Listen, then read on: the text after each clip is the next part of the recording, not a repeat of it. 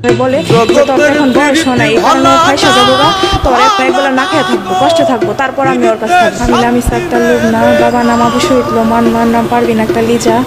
আমি Abeda Khanam girls high school and কলেজে inter second ইয়ারে পড়ি।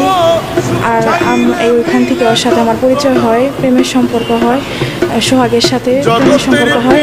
সোহাগের বাসায় নান্দার কুমুন্দি, আমাদের বাসা গোসাইবাড়ি কুমুন্দি।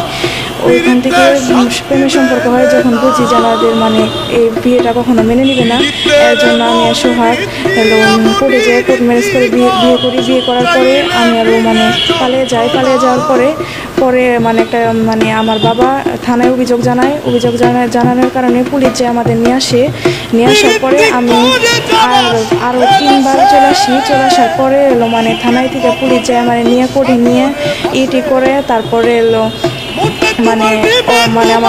আমার মার জিম্মায় আমাকে দিয়ে দেয়। আমি আমার মার জিম্মায় চলে যাওয়ার পরে কিছুদিন পর আবার আমাকে করে নিয়ে আসার পরে আমাকে জোর করে, বাসায় অনেক মারধর করে, অনেক অত্যাচার করে বলে তুই ওকে ডিভোর্স দিয়ে দে। আমি অনেক কাঁদছি, অনেক রিকোয়েস্ট করছি তাদের কাছে। তারা আমার বলে যে তোর তো এখন বয়স হয় না, এই কারণে ও ফাইসা যাবো গা, তোর এখন ওর ডিভোর্স দিয়ে দে। আমরা তো চাই তোর ওর কাছে দিয়ে দেবো, কিন্তু তোর প্রাপ্ত বয়স যখন হবো তখন তোর ওর কাছে দিয়ে দেবো। এখন তুই ডিভোর্স দিয়ে দে, ছেলেটারে যদি বাঁচাইতে চাস, যদি ওর ভালো চাস, আমরা ওর ভালো চেয়েছি, তুই ওর ডিভোর্স দিয়ে দে।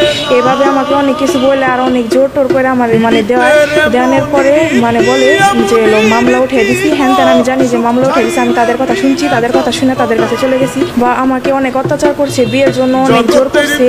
আমার যে আজগর খালু, ওনার একটা পালাতক ছেলে আছে, ওনার সাথে বিয়ে দেওয়ার জন্য অনেক জোর করছে। আমি বিয়েতে রাজি হয় নাই বলে আমার অনেক মারধর করছে।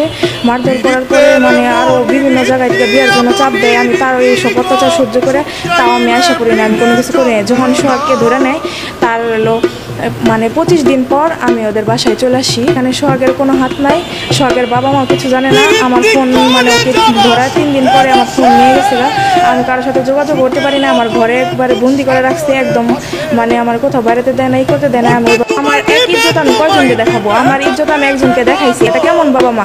একটা বাবা মা তো চায় যে তার সন্তান জানি ভালো থাকে, আমি যদি তার সাথে সংসার করতে পারি। এখানে আমার বাবা মার কেন হয় এটা এই জিনিসটা আমি বুঝি না। আমার জন্ম জায়গায় বিয়ে দিল, ওই জায়গায় যদি আমি ভালো না থাকি, ওই জায়গা থেকে যদি আমি আশা করি, তখন কেমন হবে? হ্যাঁ, আমার বাচ্চা ধরছিল, 2.5 মাস হয়েছিল।